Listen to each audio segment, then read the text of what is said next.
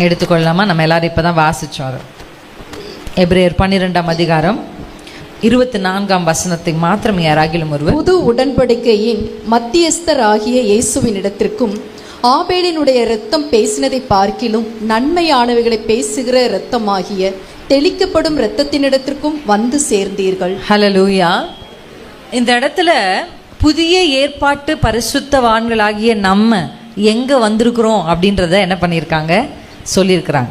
So இந்த இடத்துல வாசிக்கும் பொழுது நம்ம எடுத்துக்கொள்ளப்பட வேண்டிய ஒரு முக்கியமான வார்த்தை, இது ஒரு திருவிருந்து ஆராதனையாக இருக்கிறபடினால எப்பொழுதுமே ஒரு ஆசீர்வாதத்துக்காகவோ இல்லை ஒரு புதிய காரியத்துக்காக நீங்கள் ஜெபிக்கிறீங்க, ஏதோ ஒரு புதுசாக என் வாழ்க்கையில் நடக்கணும் அப்படின்னு நீங்கள் எக்ஸ்பெக்ட் பண்ணுறீங்க அப்படின்னா, கர்த்தருடைய வேதம் நமக்கு கற்றுக் கொடுக்குற ஒரு பாடம் என்னென்னா, இதோ புதிய காரியத்தை செய்கிறேன். இந்த வசனம் நமக்கு தெரியும். இந்த வசனத்துக்கு முந்தைய வசனம் தெரியுமா?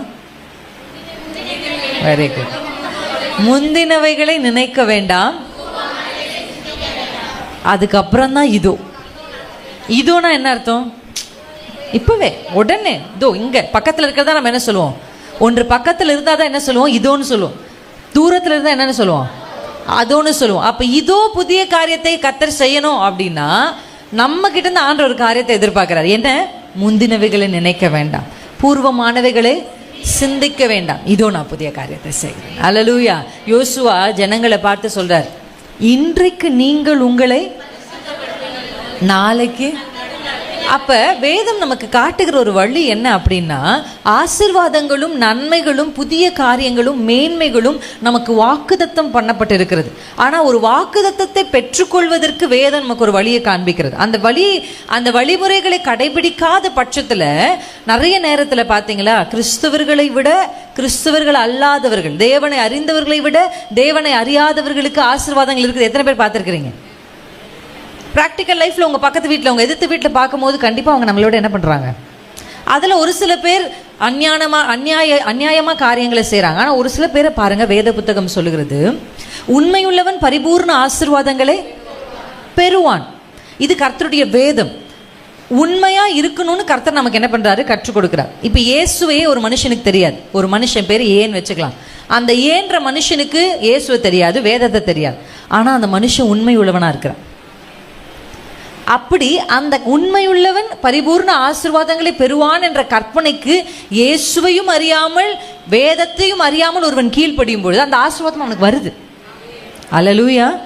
அப்படின்னா இந்த வேதம் நமக்கு காட்டுகிற ஒரு வழி என்ன, இந்த கற்பனைகளுக்கும் கட்டளைகளுக்கும் கீழ்ப்படிந்தால் நாம் ஆசீர்வாதத்தை தேடி போகவே இல்லை, தேவையில்லை. கர்த்தருடைய ஆசீர்வாதம் நம்மை தேடி வரும். அல்லேலூயா. ஆமென்.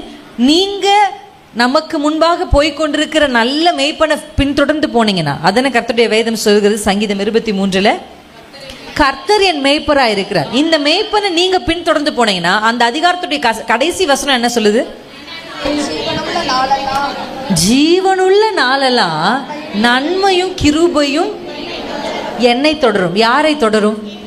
மேய்ப்பனை தொடருகிறவரை.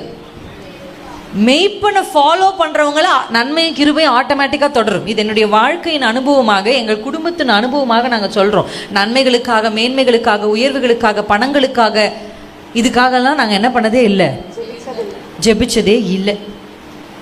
ஒன்றுக்காக ஜெபிப்போம். ஆண்டவரே, உந்தன் சித்தம் என்னில் இருக்கும், வழுவாமல் அதில் நடப்பேன், உம்மை என்றும் பற்றி கொள்ளுவே, என் வாழ்வில் எல்லாம் நீர்தானே.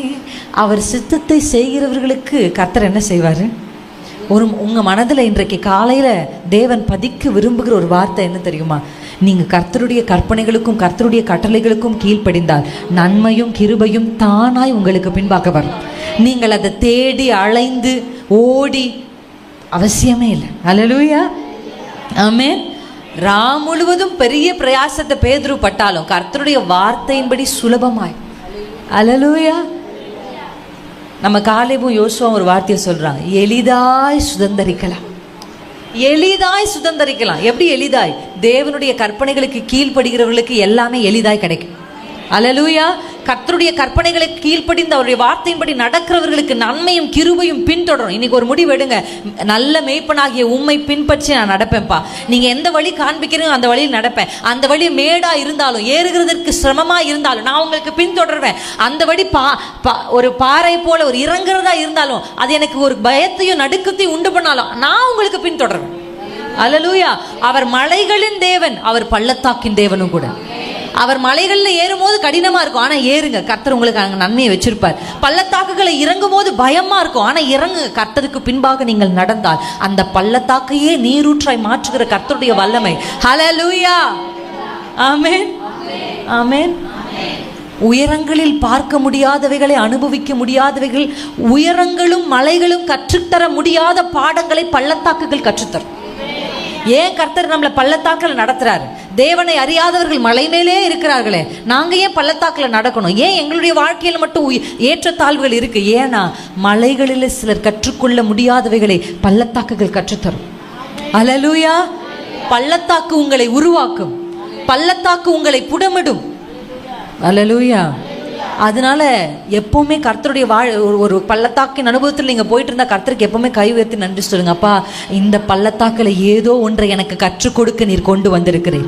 கிறிஸ்தவர்கள், பரிசுத்தவான்கள், தேவனை அறிந்தவர்கள், இயேசுவை நேசிக்கிறவருடைய வாழ்க்கையில எதுவுமே தற்செயலா நடப்பது இல்லை. அல்லேலூயா. எது நடந்தாலும் அது என்னவா நடக்கும் சொல்லுங்க? நன்மைக்கு ஏதுவாதான் நடக்கும். அல்லேலூயா. உங்களை சிறைச்சாலைக்குள்ள போட்டாலும் கை உயர்த்தி கர்த்தருக்கு நன்றி சொல்லணும். ஏன்னா இந்த சிறைக்கு நீ வரலனா இந்த சிறையில் இருக்கிற, இதற்கு தலைமையா இருக்கிற ஒருடைய குடும்பத்தை ரட்சிப்புக்குள் நடத்தவே முடியாது. அல்லேலூயா, அல்லேலூயா. ஒவ்வொரு முறையும் உங்களுடைய வாழ்க்கையில் பாதகமாய் ஒரு காரியம் நடக்கும் பொழுது நீங்க கர்த்தருக்கு நன்றி சொல்ல ஆரம்பிச்சிட்டீங்கன்னு வச்சுக்கோங்களேன், பரலோகம் சந்தோஷப்படும், கர்த்தருடைய ஆசீர்வாதம் உங்கள் உச்சந்தலையின் மேலே இறங்கும். இதுதான் ஸ்ட்ராட்டஜி. அல்லேலூயா, ஆமென். என்னுடைய வாழ்க்கையை நான் திரும்பி பார்க்கும் பொழுது எனக்கு எந்த பேக்ரவுண்டும் இல்லை, என் குடும்பத்தில் ஆவிக்குரியவர்கள் என்று இல்லை. ஆவிக்குரியவர்கள் இருக்கிறது என்னோட ஒரே ஒரு மாமா குடும்பம் தான். எப்பயாவது தான் அவங்களுடைய வீட்டுக்கு நாங்கள் போவோம். ஒரு ஆவிக்குரிய அனுபவம் இல்லாத ஒரு குடும்பம், ஆனால் தேவனை நேசிக்கிற, கர்த்தருக்கு பயப்படுகிற ஒரு குடும்பம். அது தேவனுடைய கிருபை. அல்லேலூயா. எந்த ஒரு பேக்ரவுண்டும் இல்லை. பைபிள் காலேஜில் நான் படிக்கலை. கர்த்தருடைய அந்த ஃபேவர் எனக்கு கிடைக்கல. ஒருவேளை எதிர்காலத்தில் அது கிடைக்குமான்னு எனக்கு தெரியல, ஆனால் நான் ஆசைப்படுகிறேன். ஆனால் தேவனுடைய கிருபை இன்றைக்கு எல்லா இடங்களுக்கும், பாஸ்டர் சொன்ன மாதிரி நிறைய இடங்களுக்கு, இப்போ கூட நாங்கள் சென்னை பட்டணத்தில் 4-5 ஊழியங்கள் நிறைவேற்றி வந்துட்டு இருக்கோம். அல்லேலூயா. இப்போ வீட்டுக்கு போய் அடுத்து நாங்கள் நாகர்கோவில் போக போகிறோம். ஸோ இப்படிப்பட்ட பிரயாணங்களில் கர்த்தர் எங்களை குடும்பமாய் பயன்படுத்துகிறதற்கான ஒரு ஒரு கிருபை. நான் என்ன நினைக்கிறேன் அப்படின்னு சொன்னால், பள்ளத்தாக்கிலும் கர்த்தருக்கு நன்றி சொல்ல கர்த்தர் எங்களுக்கு கற்றுக் கொடுத்தார். அல்லேலூயா. 2வது, பள்ளத்தாக்கிலும் கர்த்தருக்கு உண்மையாக இருக்க கர்த்தர் கற்றுக் கொடுத்தார். அல்லேலூயா. கர்த்தர் சோதித்து பார்த்த, ஒரு டெஸ்ட் வைக்காம ஒருத்தரை கர்த்தர் உயர்த்தவே மாட்டார். நீங்க இன்னைக்கு யாராகிலும் ஒருவர் உயர்ந்திருக்கிறாங்கன்னு நீங்க பார்த்தீங்கன்னா, ஒன்று அவங்க அந்த டெஸ்ட் வழியா கடந்து போய் அதுல பாஸ் ஆயிருப்பாங்க. அப்படி இல்லைன்னா அவங்க அப்பாவோ அவங்க முற்பிதாக்களோ அந்த டெஸ்ட் வழியா கடந்து போய் பாஸ் ஆனதுனால, ஆண்டரோடு அவங்க பண்ண உடன்படிக்கையினால அவங்க உயர்ந்திருப்பாங்க. அல்லேலூயா. எந்த ஒரு உயர்வும் கர்த்தருடைய ராஜ்யத்தில் டெஸ்ட் இல்லாம வரவே வராது. சாதாரண எல்கேஜிலேருந்து யூகேஜி போறதுக்கே ஒரு டெஸ்ட் வைக்கிறாங்க. அப்பனா உங்க வாழ்க்கையில் ஒரு ப்ரமோஷன் கொடுக்கணும், உங்க வாழ்க்கையில் ஒரு நன்மை வரணும், என் வாழ்க்கையில் ஒரு மேன்மை வரணும் அப்படின்னு நீங்க ஜெபிச்சிங்கன்னா, கர்த்தர் முதலாவது மேன்மை அனுப்ப மாட்டார், டெஸ்ட் தான் அனுப்புவார். அல்லேலூயா. ப்ரமோஷன் அனுப்ப மாட்டார், டெஸ்ட் தான் அனுப்புவார். அதில் நீங்க உண்மையா இருக்கீங்களான்னு பார்ப்பார். அதில் மட்டும் நீங்க உண்மையா இருந்துட்டீங்கன்னா ப்ரமோஷன் நிச்சயம். அல்லேலூயா. தாவீதுக்கு வனாந்திரம் என்பது தாவீது தள்ளப்பட்ட இடம் அல்ல, தாவீதை கர்த்தர் பரிசோதித்த இடம். அல்லேலூயா. அந்த வனாந்திரத்தில் அவங்க அப்பா இல்லாத போது, அவங்க அம்மா இல்லாத, வாலிப பிள்ளைங்க சத்தத்தை கேளுங்க, அந்த வனாந்திரத்தில் அவங்க அப்பா இல்லாத போது, அண்ணமார் இல்லாத போது, தாய் இல்லாத போது, நீ என்ன செஞ்சாலும் கேள்வி கேட்க ஆள் இல்லாத போது கர்த்தரை துதித்த அந்த தாவீது தான் அரசனானான். ஆடு மேய்க்கிறதுனால எல்லாரும் அரசனாக முடியாது. இன்னைக்கு நிறைய பேர் என்ன நினைக்கிறாங்க தெரியுமா? நம்ம கஷ்டப்பட்டா நம்ம நல்லா இருப்போம். இல்லை சிஸ்டர், கஷ்டத்தின் நடுவில் கர்த்தரை துதித்தா, கஷ்டத்தின் நடுவில் கர்த்தருக்கு உண்மையா இருந்தா தான் நல்லா இருக்கும். இல்லைனா வாழ்நாள் முழுவதும் ஒரு கஷ்டத்தை மாற்றி ஒரு கஷ்டம் வந்துகிட்டே இருக்கும். இன்றைக்கு அநேக கிறிஸ்தவர்கள் சுமையை சுமந்து கொண்டு வாரத்தின் முதல் நாள் இறக்கி வைக்கிறோம், மறுபடியும் உலகத்துக்குள்ள போய் மறுபடியும் ஒரு மூட்டையை சுமந்து கொண்டு வரோம், திருப்பி இறக்கி வைக்கிறோம். இங்க ஆவியின் கண்களில் பாருங்க, மூட்டை வைக்கிறதுக்கு இடமே இல்லை, சர்ச்சில் இடமே இல்லை. ஒரு ஜெயம் கொள்ளுகிற ஒரு கிறிஸ்தவன் யார் தெரியுமா? அவன் மூட்டைய பாரங்களை சுமப்பவன் அல்ல, அவன் நுகங்களை சுமப்பவன். அல்லேலூயா. கர்த்தர் நல்லவர். ஆமென். இந்த வசனத்துல வாசிக்க கர்த்தர் கொண்டு வந்த வார்த்தைக்கு நேரம் நம்ம கடந்து போகலாம். நீங்கள் நம்ம இன்னைக்கு வாசிக்க போற ஒரு வார்த்தை என்னன்னா, ஆபேலின் ரத்தம் பேசுவதை பார்க்கிலும் நன்மையானவைகளை பேசுகிற இயேசுனுடைய ரத்தத்திற்கு நீங்க வந்து சேர்ந்திருக்கிறீங்க. அல்லேலூயா. இந்த வேத புத்தகத்துல நிறைய பேர் மரிச்சதை நம்ம கேள்விப்பட்டிருக்கோம், நிறைய பேர் கொலை செய்யப்பட்டது கேள்விப்பட்டிருக்கோம். வேதத்துல எங்கெல்லாம் இன்னசென்டான, அதாவது கொலை செய்யப்படுவதற்கு பாத்திரவான்களா இல்லாதவர்கள் கொலை செய்யப்பட்டார்களோ அவர்களுடைய ரத்தங்கள் எல்லாம் பேசுகிறதற்கு பவர் இருக்கு. அல்லேலூயா. ஆபேல் doesn't deserve to be killed. ஆபேல் வந்து கொலை செய்யப்படுவதற்கு பாத்திரன் அல்ல. ஆனா ஆபேல் கொலை செய்த உடனே பூமியிலிருந்து அந்த ரத்தம் தேவனை நோக்கி கூப்பிட ஆரம்பிக்குது. ஸ்தேவான் கொலை செய்யப்படுவதற்கு பாத்திரன் அல்ல. அல்லேலூயா. ஆனா அவர் கொலை செய்யப்பட்ட போது அவர் கூப்பிடுறாரு. அவர் கொலை செய்யப்பட்ட போது வானத்தை அண்ணாந்து திறந்து அப்படியே பார்க்க வானம் திறந்திருக்கிறதையும் தேவன் எழுந்து நிற்கிறதையும் பார்க்கிறார். அல்லேலூயா. இயேசுவின் நாமத்தில் நான் கர்த்தருக்குள்ள விசுவாசிக்கிறேன். எத்தனை பேருக்கு அந்த இப்போ நம்ம அங்கே இப்படி உட்காந்துருக்கணும்னு வச்சுக்கோங்களேன், ஒரு ஸ்பெஷல், நாங்கள் ஸ்பெஷல் கெஸ்ட்டில் நம்ம ஃபேமிலி ஏதாவது ஒரு விசேஷத்தை ஊழியக்காரங்க வந்து இங்கே உட்காராங்கன்னு வச்சுக்கோங்களேன், யாராவது அவரை விட விசேஷத்தை ஒரு ஆள் வரும்போது என்ன பண்ணுவாங்க? டக்குன்னு எந்திரிச்சு நிற்பாங்க. ஆமாம் தானே? எந்திரிச்சு நிற்கிறதுனா என்ன அர்த்தம்? ஹானர், ஒரு கனப்படுத்துறோன்னு அர்த்தம். ஸ்தேவான் மரித்த பொழுது ஆண்டவர் எழுந்து நிற்கிறாருன்னா என்ன அர்த்தம்? God wants to honor Stephen. Hallelujah. ஸ்தேவானை கர்த்தர் கனப்படுத்த விரும்புகிறார். நான் உங்களுக்கு ஒன்று சொல்கிறேன், கர்த்தருக்காக நீங்கள் எதை விட்டாலும் அது ஜீவன் மாத்திரம் இல்லை. ஆமென். ஜீவனை விடுகிறது ஒரு பயங்கரமான விஷயம்தான் இல்லை, ரத்த சாட்சியாய் மரிப்பது ஒரு பயங்கரமான விஷயம்தான். ஆனால் இயேசுக்காக வாழ்வது அதை விட பயங்கரமான. ஹல்லேலூயா. அதனால வசனம் சொல்லுகிறது ஜீவ பலியாக. பழைய ஏற்பாட்டில் எல்லாமே செத்த பலிகள், புதிய ஏற்பாட்டுக்கு வரும்போது ஜீவ பலி. ஆமென். நீங்க வாழ்றதே எப்படி தெரியுமா? செத்த மனுஷன் வாழ்றது மாதிரி வாழணும். அப்படின்னு என்ன அர்த்தம்? மாம்சத்தில் மரித்து ஆவிக்குள்ளாக பிழைக்கிறது. அல்லேலூயா. நான் ஒரு பிரின்சி, யாரு பிரின்சி? எங்கன்னா பிரின்சி ஆல்ரெடி செத்துட்டா. இனி வாழ்வது நான் அல்ல, இயேசு எனக்குள் வாழ்கிறார். இனி வாழ்வது நான் அல்ல, இயேசு எனக்குள் வாழ்கிறார். இப்படிதான் வாழணும். அதான் ஆண்டவர் எதிர்பார்க்கிறது. என்ன? நான் சாகணும், என் குணங்கள் சாகணும். அல்லேலூயா.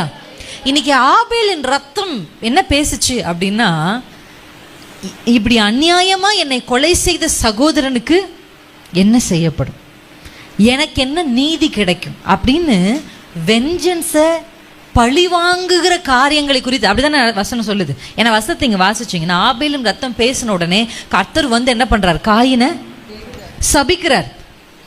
ஆனா நீங்க நம்ம வந்து சேர்ந்திருக்கிற இந்த இயேசு ரத்தம் எப்படிப்பட்டது தெரியுமா? நன்மையானவைகளை பேசுகிறது. அல்லேலூயா. அப்படியே கையை உயர்த்தி சொல்லுங்க, இந்த மாதம் நன்மையானவைகள் எனக்காக பேசப்படுகிற மாதம். அல்லேலூயா. எத்தனை பேர் ஆமென்னு சொல்றீங்க? உங்களுக்காக நன்மையானவைகளை பேசுகிற ஒரு இயேசு பிதாவின் வலது பாரிசத்தில் இருக்கிறார் என்பதை நீங்க மறக்கவே கூடாது. உங்க வாழ்க்கையில தீமை நீங்க யோசிச்சு பாருங்க. யோசேப்பு எந்த தீமையும் செய்யல, இன்னசென்ட் மேன். ஆனா அந்த யோசேப்பு பானபாத்திரக்காரனுக்கு அவருடைய சொப்பனங்களை விளக்கி சொல்லுகிறார். அதை விளக்கி சொன்னதுக்கு அப்புறம் அவர் சொன்னபடியே அந்த பானபாத்திரக்காரன் என்ன பண்றாரு? உயர்த்தப்படுறார். ஆமா தானே? ஆமா. உயர்த்தப்பட்டதுக்கு அப்புறமா அவன் மறந்து போயிட்டான். யார மறந்து போயிட்டான்? மறந்து போயிட்டான். ஆனா திடீர்னு ஒரு நாள் கர்த்தர் நினைப்பூட்டுகிறார் இல்ல, ஒரு சொப்பனத்தை வர வச்சு ராஜா அதை இவனுக்கு முன்னாடி கரெக்டா சொல்ல. வேதத்தில் நீங்க பாத்தீங்கன்னா எல்லா சம்பவங்களுமே எதுவுமே சும்மா அவங்க வர்றது, ஒருத்தர் பேசுறது, அப்படிலாம் நீங்கள் கதை போல் இதை படிச்சிருக்கீங்களான்னு எனக்கு தெரியல. வேதத்தை நேசித்து வாசிச்சிங்கன்னா அப்படியே you will go in to that, அதுக்குள்ளே போயிடுவீங்க நீங்கள். நான் வேதத்தை வாசிக்கும் போது இன்னும் எனக்கு ஞாபகம் இருக்குது, நான் ஹாஸ்டலில் அந்த பைபிளை திறந்து வாசிச்சுட்டு இருந்தேன். அப்போ வந்து சவுலும் யோனத்தானும் என்ன பண்ணுறாங்க? கொலை செய்யப்பட்டுட்டாங்க. ஒரே அழுக நான், ஏன் ஆண்டவரே யோனத்தான் ஏன்பா சாகணும்? யோனத்தான் ரொம்ப, ஏன்னா நான் அதை தொடர்ச்சியாக படிச்சுட்டே வந்துட்டு இருக்கேன். எனக்கு அழுக வந்துருச்சு யோனத்தான் மரிச்சது. எனக்கே அழுக வந்துச்சுன்னா தாவீது அவ்வளோ அழுதுருக்கிறார். ஏன்னா யோனத்தான் he doesn't deserve to die. இல்லை, ஒரே ஒரு காரியம் தான் யோனத்தான் செய்தது, தவறு என்று ஒன்றை தெரிந்து அந்த தவறோடு கூட நின்றது மட்டும்தான். ஆமென். நீங்க தவறு செய்யலனா கூட பரவாயில்ல, தவறு செய்கிறவர்களோடு நிற்கிறதே நமக்கு என்ன பண்ணும்? யோசிச்சு பாருங்க. ஒரு சிம்பிள் எக்ஸாம்பிள், இந்த தவறான போதை பழக்கங்களை சாப்பிடுகிற ஒரு மனுஷன் இருக்கிறான்னு வச்சுக்கோங்களேன். நீங்க அந்த பழக்கத்துல இல்லை, ஆனா அந்த மனுஷன் கூட நீங்க உட்கார்ந்துட்டு இருந்தீங்கன்னா போலீஸ் வரும் பொழுது போலீஸ்ல நீ ரொம்ப நல்ல பையன்பா நீ இருன்னு விட்டுருவாங்களா? கொத்தாதான் தூக்குவாங்க. அதனாலதான் சங்கீதம் 1 அதிகாரத்தை ரொம்ப அழகா சொல்றாரு. என்ன சொல்றாரு? நடக்க மாட்டேன், நிற்க மாட்டேன், உட்கார கூடாது. அப்பனா நம்ம யார் கூட நடக்கிறோன்றது ரொம்ப முக்கியம், யார் கூட நிக்கிறோன்றது ரொம்ப முக்கியம், யார் கூட உட்காரோன்றது ரொம்ப முக்கியம். யோனத்தானுடைய வீழ்ச்சிக்கு காரணம், யோனத்தான் எந்த தவறும் செய்யல. சவுல் தேவனுக்கு விரோதமா இருக்கிறான்னு தெரிந்த உடனே தாவீதோட வந்திருக்கணும் கிளம்பி பொட்டியை தூக்கிட்டு. அல்லேலூயா, ஆமென். இன்றைக்கும் கர்த்தர் நம்ம சுற்றி, நீங்க வேலை செய்யற இடத்துல ஆண்கள் ஆனாலும் பெண்கள் ஆனாலும் உங்க பக்கத்து வீட்டுல தீமையை விட்டு விலகுங்கள். பிசாசு கூட ஃபைட் பண்ணலாம், பாவத்து கூட ஃபைட் பண்ணக்கூடாது. அல்லேலூயா. பிசாசு கூட தான் ஃபைட் பண்ணும், பாவத்தை விட்டு விலகி ஓடணும். யோசேப்பை போல பாவத்து கூட நீங்க ஃபைட் பண்ண முடியவே முடியாது. தட் ஹாஸ் ஓவர் பவர், அதுக்கு பயங்கரமான பவர் இருக்கு. அப்ப நீங்க என்ன பண்ணணும்? பாவமான இடங்கள்ல இருந்து உங்களை விட்டு விலகணும், பாவமான மனிதர்கள் இருந்து என்ன பண்ணணும்? விலகணும். நீங்கள் அவர்கள் நடுவில் இருந்து பிரிந்து வந்து, அல்லேலூயா, நன்மையானவைகளை பேசுகிற அந்த இயேசுவின் ரத்தம் இந்த மாதம் உங்களுக்கான நன்மைகளை பேச போகிறது. யோசேப்புக்காக யோசேப்பினுடைய நன்மைகளையும் திறமைகளையும் சொல்லுகிறதற்கு அங்க ஒரு பானபாத்திரக்காரன், அல்லேலூயா, அவன் ராஜாவிடத்துல பேசின உடனே சிறைச்சாலையில் இருந்த யோசேப்பு இங்க ராஜாவுக்கு முன்னாடி நிற்கிறான். சிறைச்சாலையின் வஸ்திரங்களை போர்த்தி இருந்த யோசேப்பு இன்றைக்கு ராஜாவுக்கு முன்பாக நிற்கிறதற்கு தகுதியுள்ள வஸ்திரங்களை போர்த்தினவராக நிற்கிறான். அல்லேலூயா. உங்களுக்காக நன்மையானவைகள் பேசப்பட்ட போது உங்களை கர்த்தர் தூக்கி நிறுத்துவார். அல்லேலூயா. நீங்க எந்த ஆழத்தில் இருந்தாலும் உங்களை தூக்கி நிறுத்துகிற ஒரு தேவன் இருக்கிறார். அல்லேலூயா. எப்படிப்பட்ட புலம்பலின் வஸ்திரத்தை நீங்கள் தரித்து கொண்டு, அப்படிதான் யோசேப்பு இருந்தாரு. சொல்றாரு அவங்க, நான் எந்த தப்பும் செய்யல, இந்த சிறையில் இருக்கிறதுக்கும் இந்த தண்டனை அனுபவிக்கிறதுக்கும் எத்தனை பேர் சொல்றீங்க, நான் எந்த தப்பும் செய்யல, ஆனா என் வாழ்க்கையில் இப்ப நான் தீமை அனுபவிக்கிறேன், எந்த தவறும் செய்யாம நான் இப்படிப்பட்ட துன்புறுத்தல் அனுபவிக்கிறேன், நான் நேசிக்கிறேன் ஆனா அவங்க என்ன நேசிக்கல, நான் நன்மை செய்தும் எனக்கு தீமை தான் கிடைக்குது. அப்படி ஒருவேளை புலம்பிக் கொண்டு இருக்கிறீங்களா? வருஷம் வரப்போதே, வருஷம் முடிய போதே, என் வாழ்க்கையில எந்த நன்மையும் கிடைக்கல அப்படின்னு நீங்க சோர்ந்து போயிருந்தா, இயேசு உங்களுக்காக நன்மையானவைகளை பேசுகிறார் என்பதை நீங்க மறக்க வேண்டாம். அல்லேலூயா. குறித்த காலத்துல கர்த்தர் உங்களை கொண்டு வந்து ராஜாவுக்கு முன்பாக நிற்க வைப்பார். அல்லேலூயா. குறித்த காலத்துல உங்கள் புலம்பலின் வஸ்திரங்களை கர்த்தர் மாற்றி உங்களுக்கு துதியின் ஆடையை கர்த்தர் நிச்சயமாய் கொடுப்பார். அநியாயமாய் உங்களுக்கு இழைக்கப்படுகிற, அநியாயமாய் உங்கள் மேல் சுமத்தப்படுகிற, அநியாயமாய் உங்களுக்கு நீங்க அனுபவித்துக் கொண்டிருக்கிற இந்த பாதைகள்ல இருந்து ஒரு விடுதலை வரணும்னா அங்க நமக்காக நன்மைகளை பேசுகிற ஒரு தேவன் இருக்கிறார். நீங்க நினைச்சுக்கோங்க, உங்களை பத்தி யாருமே நல்லதா பேசல. 2 விஷயம் இருக்கு. ஒண்ணு, நம்ம செய்யறதுனால அவங்க பேசுவாங்க. ஓகே, நிறைய பேர் நம்மளை பத்தி கெட்டதா பேசுறாங்க அப்படின்னாலே நிறைய பேர் என்ன நினைச்சுப்பாங்க அப்படின்னா, எப்பவுமே நம்ம செல்ஃப் ஜஸ்டிஸ் தான் நமக்கு இருக்கும். எப்பவுமே நம்ம கரெக்டுனும் மற்றவங்க தப்புன்னு யோசிப்போம். எப்பவுமே நம்ம தான் தாவீது, நம்ம எதிர்த்து விட்ட அக்கா தான் கோலியாத்துன்னு யோசிப்போம். ஆமா, எப்பவுமே சீனை ஓபன் பண்ணாலே நீங்க தான் தாவீது, உங்க மாமியார் தான் சவுல்னு யோசிப்பீங்க. எல்லாருக்குமே டேவிட்டா இருக்கணும்னு ஆசை, எல்லாருமே ஹீரோவா இருக்கணுமா. எனக்கு ஒரு கசின் பிரதர் இருக்கான். எப்பவுமே எனக்கு ஒரு மாமா இருக்காரு. அவர் என்ன பண்ணுவாருன்னா, எப்போ பார்த்தாலும் நாங்கள் சின்ன வயசுல இப்படி எங்கள் கதையெல்லாம் சொல்வார். அது எதுவுமே எல்லாமே கற்பனை கதையாக இருக்கும். நாங்கள் எல்லாம் ஒன்றா வந்துட்டு அவர் ரொம்ப காமெடி பண்ணுவார். எல்லா கதைகளும், நான் எப்படி பேச ஆரம்பித்தேன், என் தங்கச்சி இருப்பா, அவளுக்கு பேச்சே வரலன்னுவார். அவளுக்கு சின்ன வயசில் பேச்சே வரல, நான் மாதா கோயிலில் முட்டி போட்டே ஏறி அந்த ரத்தத்தை எடுத்து அவள் நெத்தியில் பூசி தான் அவள் பேச்சு வந்துச்சு. இப்படியெல்லாம் நடக்கவே நடக்காது. அப்புறம் குட்டியாக இருந்தால் என் கசின் பார்த்து இன்னும் ஹைட் ஆகிட்டான். இவனுக்கு உயரமே பத்தலை. ஒரு நாள் வந்து அழுதான், சித்தப்பா நான் எப்படி ஆகிலும் ஹைட் ஆகணும், எனக்கு ஏதாவது ஒன்று பண்ணுங்க அப்படின்னா. அவனுக்காக நான் அப்படியே ஏறி தொங்கி அவன் இப்போ உயரமாயிட்டு, இப்படிலாம் கதையாக சொல்லுவார். இவர் சொல்ல சொல்ல நாங்கள் என்ன பண்ணிகிட்டே இருப்போம்னா சிரிப்போம். எங்கள் எல்லாருக்குமே தெரியாது கதை தான். ஆனால் வீட்டில் இருக்கிற எல்லா சின்ன பிள்ளைங்களும் எப்படி வளர்ந்தாங்க, எப்படி படித்தாங்க, எப்படி பேசுனாங்க, யார் அதிகமாக பேசுகிறாங்களோ அவங்கள பற்றி, யார் சேட்டப் அந்த மாதிரி சொல்லிட்டே இருப்பார். இவன் சின்ன பையன், குட்டி பையன், இவன் தான் கடைக்குட்டி எங்கள் வீட்டிலே. அவனும் என்ன பண்ணான்னா உட்காந்து இந்த கதையெல்லாம் கேட்டுட்டு இருக்கான். நாங்கள் எல்லாம் குடும்பமாக சிரிச்சுட்டே இருக்கோம். கதை கேட்டே இருந்தோம். திடீர்னு எல்லா கதையிலும் இவரே ஹீரோவான். கோவம் வந்துருச்சு அவனுக்கு. ஏன் என்ன கோவம்னா, எந்த கதையை சொன்னாலும் எல்லா கதையிலும் யார் உயரமானாலும் அவரால் தான் ஆனும், யார் பேசினாலும் அவரால் தான் பேசணும், யார் என்னவானாலும் அவர் என்ன சொல்றாரு, ஆமாம் அவர் தனியாகவே தூங்க மாட்டார். இப்போ வரையும் 55 வயசு ஆயிடுச்சு. ஆனால் நான் தான் ஏய் உனக்கு பயமாக இருக்குல்ல, வீட்டில் தூங்க வாடா என் கூட அப்படின்னு கூப்பிட்டு போயிடுவார். அவருக்கு தான் ஆக்சுவலி பயம். ஆனால் சொல்லும் போது எப்படி சொல்லுவார், ஏய் வா பயமாக இருக்குல்ல தனியாக தூங்க வா அப்படியே சொல்வார். என் மாமா என் கிங்ஸ் லீக் நல்லா தெரியும் எங்கள் மாமாவை. இப்படியே சொல்லிட்டே இருந்தார். அவனுக்கு டென்ஷன் ஆயிடுச்சு, குட்டி பையன். ஆனால் அவனுக்கு கோவம் வந்துருச்சு. என்ன எல்லா கதையிலும் இவரே ஹீரோ, எங்கப்பா எங்க, எங்கம்மா எங்க, அத்தை எங்க, சித்தப்பா எங்க, பெரியப்பா, எல்லாருக்கும் இவரே ஹீரோவா அப்படின்ட்டான். அந்த மாதிரி நம்ம எப்படி நினச்சிக்கிறதுனா, எப்போ பார்த்தாலும் நம்மளே தாவிதான், நம்ம தான் யோசிப்பான், அப்படிதான் நினச்சிப்போம். ஆனால் உண்மையாக பார்த்தா நம்ம தான் சவுலாக இருந்திருப்போம். எஸ். ஆனால் நம்ம எப்படி நினச்சிக்கிறது, எப்போ பார்த்தாலும் நம்மளே ஹீரோவாக நினச்சிக்கிறது. நீங்கள் ஹீரோவாக உங்களை நினச்சிக்க வேணான்னு சொல்லலை. ஆனால் ஒவ்வொரு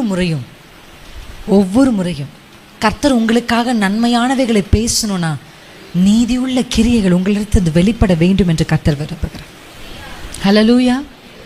நீங்கள் நிச்சயமாக கர்த்தர் உங்களுக்காக, அந்த ரத்தம் உங்களுக்காக பேசுது. எதை பேசுது தெரியுமா? பாவ மன்னிப்பை பேசுது.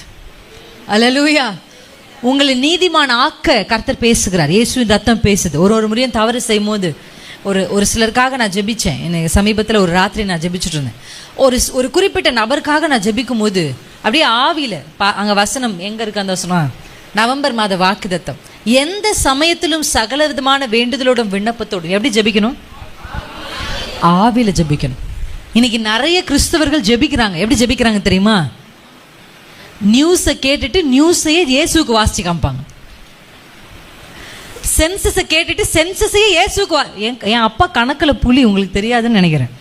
ஏன்னா அவர் திரும்பி வரும்போது கணக்கு கேட்பாராம். உங்களை விட சரியாய் கணக்கு கேட்குற ஒரு கர்த்தர் இருக்கிறார். சென்சஸை கேட்டு சென்சஸ் படி என்ன பண்ணுவோம்? ஜெபிப்போம். நான் அந்த ஜெபத்தை எல்லாம் செய்யக்கூடாது என்றும் அதை தவறு என்றும் சொல்லவில்லை. அது ஒரு எப்படி சொல்லலாம்னா, அது ஒரு இடைநிலை ஜெபம்னு சொல்லலாம்.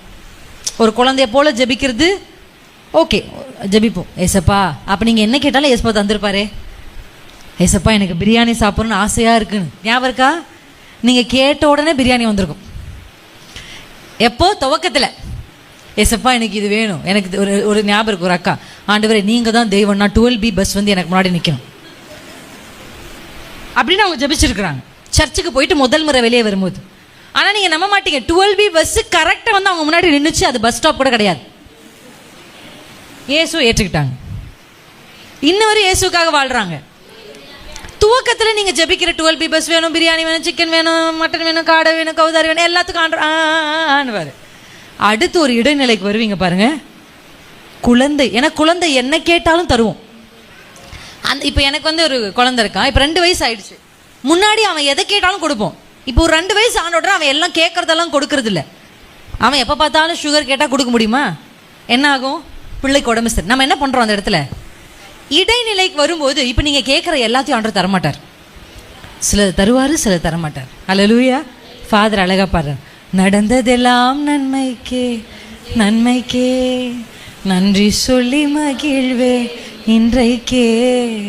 அல்லேலூயா.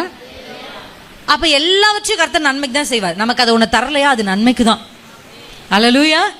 நம்ம கேட்காம ஒன்று கொண்டு வந்து சேர்த்துட்டாரா, நன்மைக்கு தான். ஆமென். நன்மைக்கே கர்த்தர் எல்லாவற்றையும் செய்வார். அடுத்த ஒரு முதிர்ந்த நிலை தான் இந்த ஆவியில் ஜெபிக்கிறது. Spirit, praying in spirit. அப்படியே என்னன்னா, ஆவியானவருக்கு இடம் கொடுக்கறது. ஆவியானவரே, எனக்கு நிறைய விஷயம் தெரியும், எனக்கு தெரியும் அந்த அக்கா எனக்கு விரோதமாக பேசிக்கிட்டு இருக்கிறாங்க. இது எப்படி தெரியுமா? நிறைய கிறிஸ்தவர்கள், நீங்கள் யோசிச்சு பாருங்க, இப்போ உங்களுக்கு நான் சொன்னால் இது புரியும்னு நினைக்கிறேன். ஆவியில் ஜெபிக்கிறதுக்கு நிறைய கிறிஸ்தவர்கள் மாம்சத்தோடு ரத்தத்தோடு தான் யுத்தம் பண்ணுறாங்க.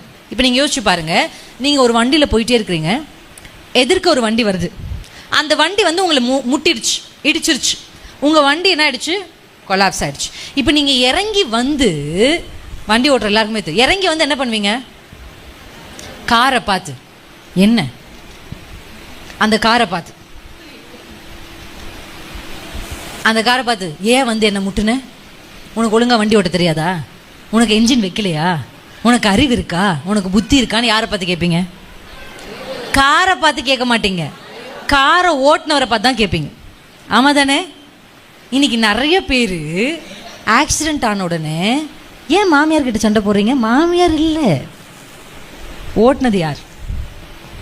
உங்களுக்கு மேலே வச்சிருக்காரே கர்த்தர், உங்க பாஸ், அவர் இல்லை ஆக்சிடென்ட் பண்ணது, அவரை ஓட்டுற யாரோ ஒருத்தர் பின்னாடி. தீமையானவைகளை, கிறிஸ்தவர்களுக்கு விரோதமானவைகளை, தேவ பிள்ளைக்கு எதிரானவைகளை செய்கிறவர்களை ஓட்டுகிற 3 விஷயம் டிரைவர்ஸ். முதல் டிரைவர் சுயம். அல்லேலூயா. சுயத்தினால நிறைந்த ஒரு மனுஷன் நிச்சயமா ஆக்சிடென்ட் பண்ணுவான். அல்லேலூயா. எதிரில் இருக்கிற ஆளையும் இடிப்பாரு, தன்னும் இடிச்சிட்டு. தேவன் பெருமை உள்ளவனுக்கு சுயம் டிரைவ் பண்ற ஒரு கார் கண்டிப்பா ஆக்சிடென்ட் ஆகும், கண்டிப்பா மற்றவர்களுக்கு பாதிப்பை உண்டு பண்ணும். இரண்டாவது பிசாசு டிரைவ் பண்ற ஒரு மனுஷன். நம்ம எல்லாருக்குமே தெரியும்ல, எப்பவுமே. அதனால தான் ஆவியில ஜெபிக்கிறதுக்கு சொன்னேன். ஆவியில ஜெபிச்சாதான் இந்த மனுஷன் சுயத்தினால, இந்த மனுஷன் பிசாசுனால. யார் டிரைவர் சீட்ல இருக்கான்? அந்த அம்மா இல்ல, என்ன பேசினாங்களே அந்த அம்மா கிட்ட சண்டை போட்டா கார் கிட்ட சண்டை போறதுக்கு சமம். அது நம்மை முட்டாள்களாக்கும்.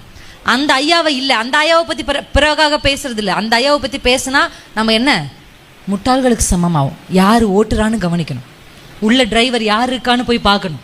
டிரைவ் பண்றது யாரு? சுயமா இருக்கா? ரெண்டாவது பிசாசு அவங்களை டிரைவ் பண்ணும். ஜென்ரேஷனல், பரம்பரையா வருகிற சில சுபாவங்கள், சில மந்திரங்கள், சில பிள்ளை சூனியங்கள், சில ஆவிகள், இவைகள்லாம் என்ன பண்ணும்? டிரைவ் பண்ணும் ஒரு சில மனுஷர்களை. மூன்றாவது ஏதோ ஒரு மனுஷன், ஏதோ ஒரு some other person. நீங்க பார்த்துருக்கீங்களா? ஒரு சில பேரை பிசாசும் டிரைவ் பண்ண மாட்டான், சுயமும் டிரைவ் பண்ணாது. ஆனா அவங்கள பிசாசை உடைய தேவனை அல்லாத ஒரு மனுஷனும் ஏறி உட்காந்து அவங்களை டிரைவ் பண்ணுவாங்க. பார்த்துருக்கீங்களா அப்படிப்பட்டவங்கள? அவங்க பேர் தான் என்ன தெரியுமா? Innocent people. அல்லேலூயா. எந்த அளவுக்கு, நல்லா புரிஞ்சுக்கோங்க, இன்னசென்ஸ் இஸ் டேஞ்சரஸ். அப்பாவித்தனம், அறியாமை என்பது கிறிஸ்தவத்தில் பயங்கர டேஞ்சரஸ். அல்லேலூயா. கர்த்தருடைய வேதம் சொல்லுகிறது, என் ஜனங்கள். அப்ப பாத்தீங்களா, யுத்தத்துல சாகிற ஒரு கூட்டம் இருக்கு, சத்ரு அழிச்சு சாகிற ஒரு கூட்டம் இருக்கு, தானா போய் விழுந்து சாகிற ஒரு கூட்டம் இருக்கு.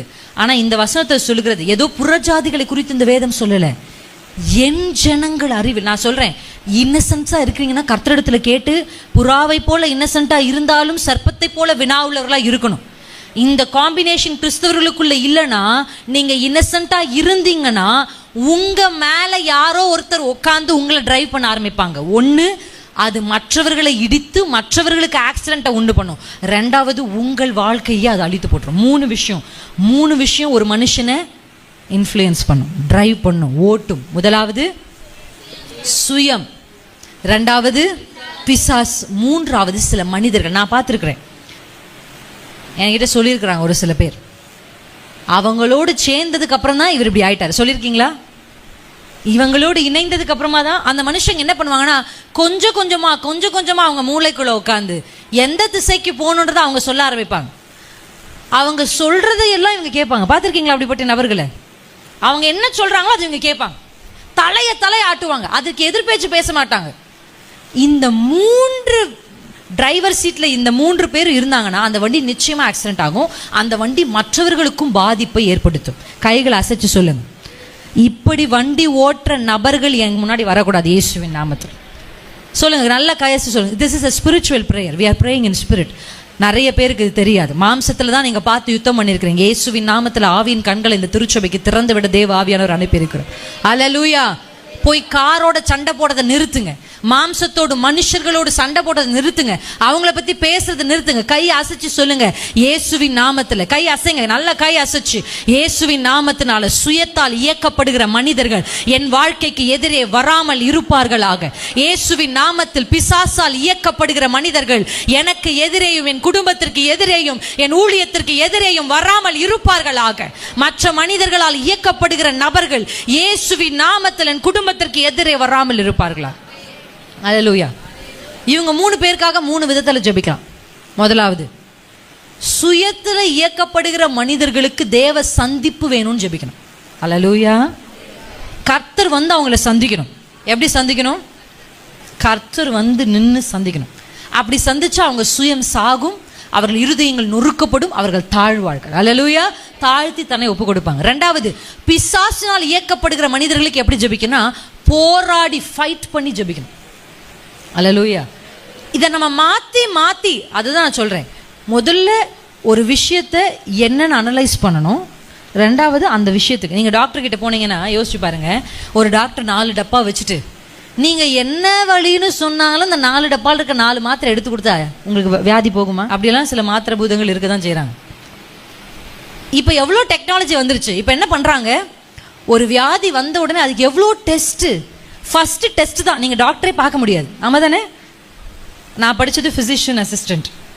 என் வேலை என்னென்னா, ஃபஸ்ட்டு டாக்டரை பார்க்க மாட்டாங்க, எங்களை தான் பார்க்கணும். நாங்கள் அந்த பேஷண்ட்டோட சிம்டம்ஸை கேட்போம், அவங்களுக்கு என்னெல்லாம் டெஸ்ட் கொடுக்கணும் நாங்கள் எழுதி கொடுப்போம். அவங்க டெஸ்ட்டெல்லாம் எழுதி கொடுத்து அவங்க போய் வாங்கிட்டு அதெல்லாம் முடிச்சதுக்கு அப்புறம் தான் அவங்க டாக்டர். ட்ரீட்மெண்ட் தான். இப்போ எங்கள் வேலை என்னென்னா டயக்னோஸ் பண்ணும். என் வேலை, என்னுடைய பிரதான வேலை இருதயத்தில் இருக்கிற பிரச்சனை என்னன்னு கண்டுபிடிப்பேன் நான். அதுதான் எனக்கு வேலையை. கண்டுபிடிச்சாதான் டாக்டர் ட்ரீட்மெண்ட் பண்ண முடியும். இன்னைக்கு நிறைய குடும்பங்களில் சொல்யூஷன் கிடைக்கல, நிறைய பிரச்சனைகளுக்கு தீர்வு கிடைக்கல. ஏன் நான் கண்டுபிடிக்கல? இது சுயத்தினால் இயக்கப்படுகிறதா, பிசாசினால் இயக்கப்படுகிறதா, மனிதர்களால் இயக்கப்படுகிறது? இதற்கு பின்பாக கிரியை செய்கிறது எந்த ஆவி? மனுஷ ஆவியா, சுயத்தின் ஆவியா, மாம்சத்தின் ஆவியா, இல்லை பிசாசின் ஆவியா? ஒரு மனுஷன் தன் சுயத்தினால இருக்கிறான்னு வச்சுக்கோங்களேன், நீங்க எப்படி ஜெபிக்கணும் அந்த மனுஷனுக்காக? ஆண்டவரே சந்தியும், ஆண்டவரே சந்தியும். சந்திச்சாரா கர்த்தர்? சந்திச்சாரா? யாரை சந்திச்சாரு? யாரை சந்திச்சார்? தன்னால் நிரம்பி இருந்த அப்போஸ்தலனாகிய பவுலை கர்த்தர் சந்திச்சார். எப்படி ஜெபிக்கணும்? ஆண்டவரே எங்களை துன்புறுத்துறானே, ஆக்சிடென்ட் பண்றானே, ஜெபிக்கணும். நாங்க நல்லா தானே, அப்படிதானே இருப்பாங்க. சீஷர்கள் நல்லது செஞ்சுட்டு இருக்காங்க, ஆனா வந்து ஆக்சிடென்ட் பண்றோம். யார் பண்றது? சவுல். கர்த்தரே நீர் சந்தியும் என்று சவுலை ஜெபித்த உடனே சவுலின் சுயம் சாகத்தக்கதாக கர்த்தருடைய வெளிச்சம் அவன் மேல் உதித்து, நீ ஒண்ணுமில்லை, உன் சுயத்தினால இயக்கப்படுற, நான் உன்னை இயக்க ஆரம்பிச்சா உன்னை கொண்டு நான் பெரிய காரியங்களை செய்வேன். கர்த்தர் கையில் எடுத்தார். கையை அசைச்சு சொல்லுங்க, சவுல்கள் சந்திக்கப்படுவதாக. சவுல்கள் சந்திக்கப்படுவ. நன்மையானது பேசுகிற ஒரு ரத்தம் இருக்கிறது உங்களுக்காக. ராகா பாஷி காதரோ. அல்லேலூயா. பிசாசினால் இயக்கப்படுகிற மனிதர்களுக்கு எப்படி ஜெபிக்கணும்? அந்த ஆவிகளோடு போராடி ஜெபிக்கணும். அதான் மாம்சத்தோடும் இரத்தத்தோடும் அல்ல, துரைத்தனங்களோடும் அதிகாரங்களோடும் இப்பிரபஞ்சத்தின் அந்தகார லோகாதிபதிகளோடும் உங்களுக்கு போராட்டம் உண்டு. இந்த போராட்டத்தில் புறமுதுகு காண்பிக்க முடியாது மந்திரியே. ஏன்னா எல்லா விதமான போராட்டத்துக்கு நமக்கு என்ன சொல்லப்பட்டிருக்கு? சர்வாயுத வர்க்கம். சர்வாயுத வர்க்கம் முன்னாடி மட்டும்தான் மூடும், பின்பாக மூடாது. பின்னாடி திருப்பி பார்த்தா ஃபுல்லா நூலு தான் கட்டியிருக்கும். கரெக்டா இல்லையா? எத்தனை பேர் அந்த மாதிரி வேஷம் போட்டிருக்கீங்க? வேஷம் பார்த்துருக்கீங்களா? ஏஞ்சலா. இப்போ கிறிஸ்மஸ்க்கெல்லாம் வேஷம் போடுவாங்க. எப்படி போடுவாங்க? ஏஞ்சலா போடுவாங்க. இந்த ஏஞ்சலா போடுற பிள்ளைய பார்த்தா முன்னாடி அழகா சிறகு இருக்கும், திருப்பி பாருங்க பின்னாடி கயிறு தான் இருக்கும். அழகா ட்ரெஸ் பண்ணிருக்கும், திருப்பி பாருங்க பின்னாடி ஃபுல்லா முடிச்சா இருக்கும். அப்படிதான் சர்வாயுத வர்க்கமும். முன்பக்கத்தை முழுவதுமாய் மூடும், பின்பக்கத்தில் ஒண்ணுமே இருக்காது. அதனால பிறமுது காமிச்சிங்கன்னா ஒரே அம்பு பிசாசு தூக்கிடுவோம். யுத்தத்துல வந்துட்டீங்க. கிறிஸ்தவர்களாய் அடியெடுத்து வைத்த உடனே எங்க தெரியுமா வச்சோம் நம்ம காலை? அல்லேலூயா.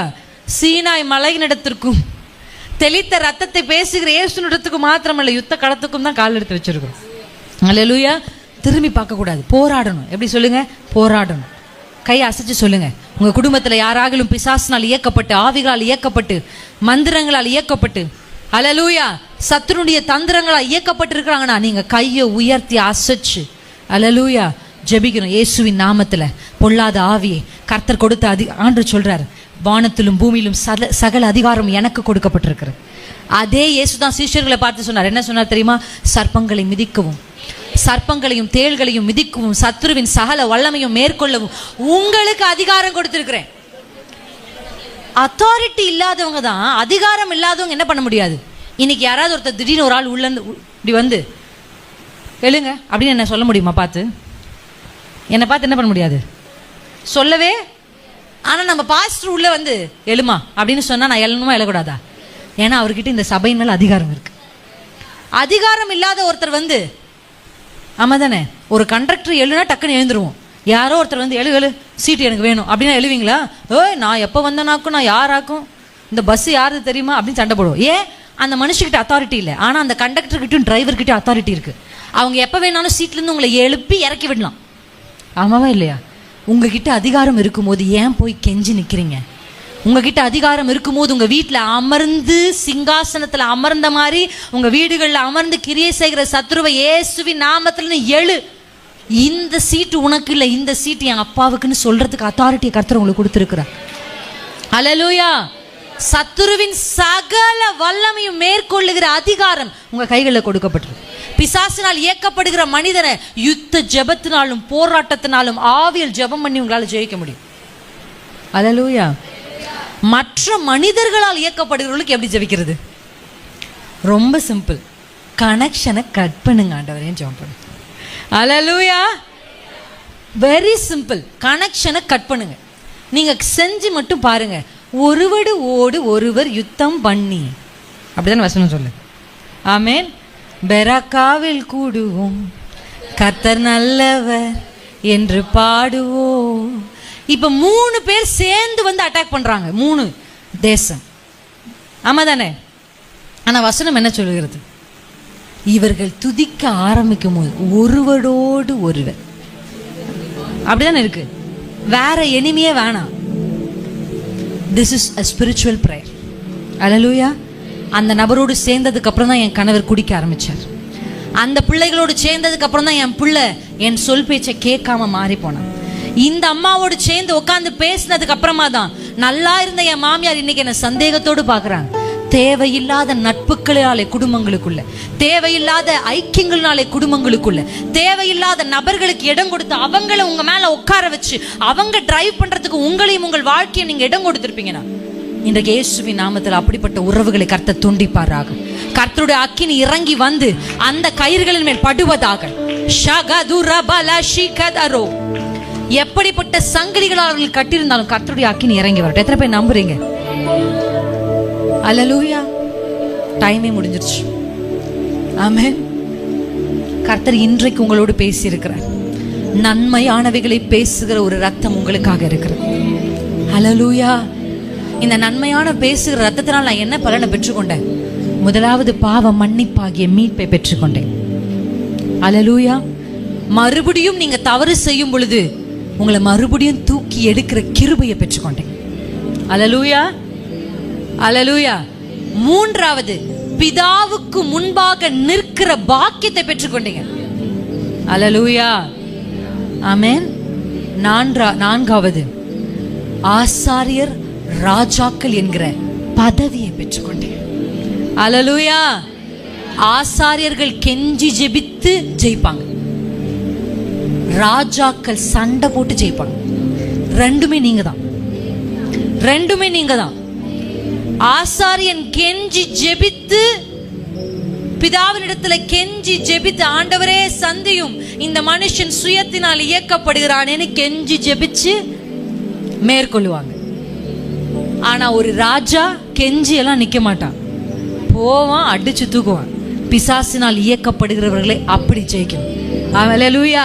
இயேசுவின் ரத்தம் இனி கைகளில், உங்க கைகளில் ரத்தம் கொடுக்கப்பட போகிறது.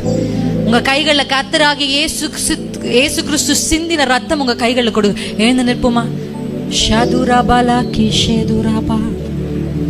நன்மையானவைகளை பேசுகிற ஆபேலின் ரத்தத்தை பார்க்கிலும் மேன்மையானவைகளை பேசுகிற இயேசுவின் ரத்தம் உங்களுக்காக சிந்தப்பட்டிருக்கிறது.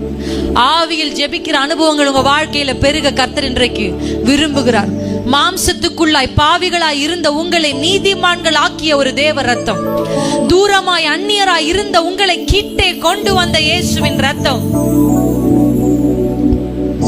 ஷாகதுரபாலாதிரா ரீகபாலாதே சேதுரபா.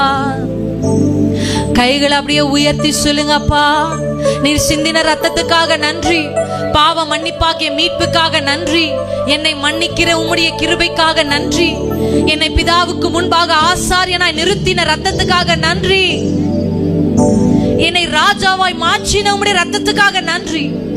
ஆட்டுக்குட்டியான ஒரு ரத்தத்தினாலும் சாட்சியின் வசனத்தினாலும் அவனை ஜெயித்தார்கள்.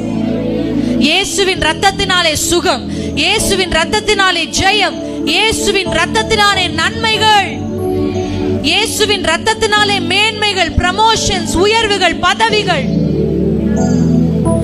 ஷீகாபாதரா ஷேதரா. கொஞ்சம் அப்படியே டங்ஸ்ல பேசுங்க, வாய்களை திறந்து. பரிசுத்த ஆவியான இடைபடட்டும். உங்க ஆவியின் கண்களை கர்த்தர் திறக்கிறார். நிறைய நாள் ஜெபிச்சு ஜெபத்துக்கு பலன் இல்ல, எப்படி ஜெபிக்கிறதுன்னு தெரியல, ஜெபிச்சு ஜெபிச்சு சோர்ந்து போய் இருக்கிற ஒரு சிலரோட கர்த்தர் இன்றைக்கு பேசி இருக்கிறார். முதல்ல இனங்கண்டுகொள், இனங்கண்டுகொள் சகோதரியே, இனங்கண்டுகொள் சகோதரா. ரிகபதரா பஷிகதரா.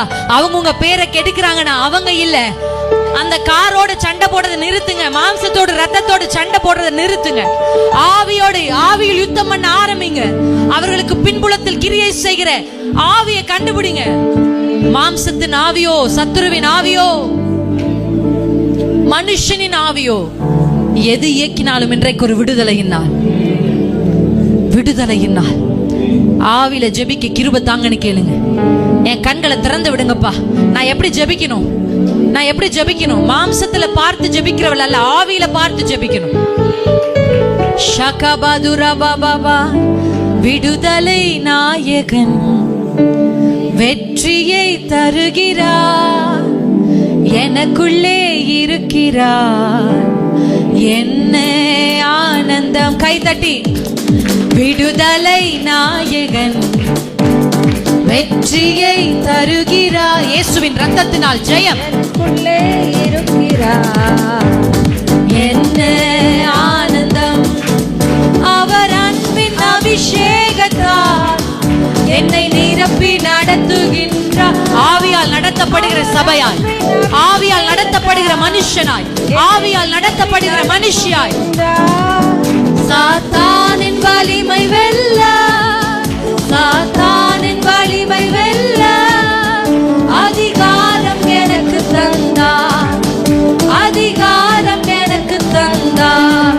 ஓஹோ, வெற்றியுண்டு, வெற்றியுண்டு, வெற்றியுண்டு, நமக்கு வெற்றியும். பாட பாட ஒரு ஜெயத்தின் அபிஷேகம், பாட பாட இயேசு கிறிஸ்து சிலுவையில் சம்பாதித்த அந்த ஜெயம், ஒரு ஜெயம், ஒரு சுகம், ஆரோக்கியம், வெற்றி.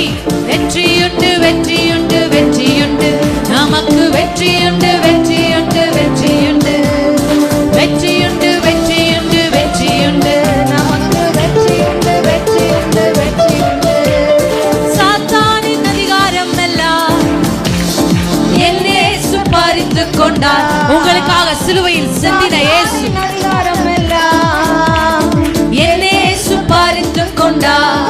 சிலுவையில் அறிந்து விட்டார், அறிந்து விட்டார், சிலுவையில் அறிந்து விட்டார். இயேசு காலாலே மிதித்து விட்டார். மிதிங்க, காலை மிதிச்சு பாருங்க. சர்ப்பங்களையும் தேள்களையும் மிதிக்கிற அபிஷேகம் உங்க கால்களை இறங்கு. ஷகதரி கபதோ. வெற்றி உண்டு கிறிஸ்துவுக்குள் வாழும் எனக்கு, எப்போதும் வெற்றி, வெற்றி உண்டு. கைகளை தட்டி. வெற்றி உண்டு. ஷகதிரலை தரோபா நமத்தரை கரபதை ரலபதை ரலம். அந்நிய பாஷை. வெற்றி உண்டு, வெற்றி உண்டு, வெற்றி உண்டு, நமக்கு வெற்றி உண்டு, வெற்றி உண்டு, வெற்றி. தோல்வி இல்லை, தோல்வி இல்லை, தோல்வி இல்லை, தோல்வி இல்லை. இனி நான் தோற்பதில்லை, தோற்பதில்லை, தோற்பதில்லை. தோல்வி இல்லை, தோல்வி இல்லை, தோல்வி இல்லை. இனி நான் தோற்பதில்லை. கைகளை பலமா தட்டி. என்னை ஜெயிக்க பண்ணுகிற இயேசுவின் ரத்தம், என்னை ஆவியாய் நிறுத்துகிற இயேசுவின் ரத்தம், மாம்சத்தையும் சுயத்தையும் பிசாசையும் ஜெயிக்க வைக்க இயேசுவின் ரத்தம். ரீகா பாபா பாபா பாஷிகாதாரா. இனி தோற்று போவது இல்லை. இயேசுவின் ரத்தம் உங்களுக்காய் நன்மையானவைகளை பேசுகிறது, உங்களை ஜெயிக்கிறவர்களாய் நிறுத்துகிறது. இனி பாவ மன்னிப்பாகிய மீட்பு. ராகா பாகாதாரா. நீ செய்த பாவத்தை அறிக்கையிடு, கர்த்தர் உன்னை மன்னிக்கிறார். தேங்க்யூ இயேசுப்பா. எங்களோட பேசி நீர் வெளிப்படுத்தின வார்த்தைக்காய் நன்றி. தொடர்ந்து உம்முடைய பந்தியில் கலந்து கொள்ள உதவி செய்யும். உம்மை நினைவு கூர்ந்து, உம்முடைய ரத்தத்தை நினைவு கூர்ந்து இந்த பந்தியில் கலந்து கொண்டு உம்முடைய மாம்சத்தையும் ரத்தத்தையும் புசித்து நித்திய ஜீவனை பெற்றுக்கொள்ள எங்களுக்கு உதவி செய்யும். இயேசு கிறிஸ்துவின் நாமத்தில் ஜெபிக்கிறோம் பிதாவே, ஆமென்.